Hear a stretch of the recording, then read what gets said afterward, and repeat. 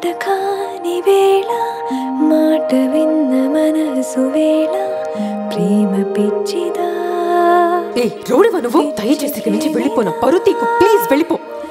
చేరువైన దూరవేళ దూరం ఇంక చేరువేళ ఏది కల్పన నీతో అడుగు కల్పన. ఇప్పుడు ఏమంటావు? వెళ్ళిపోనా ఆగిపోనా?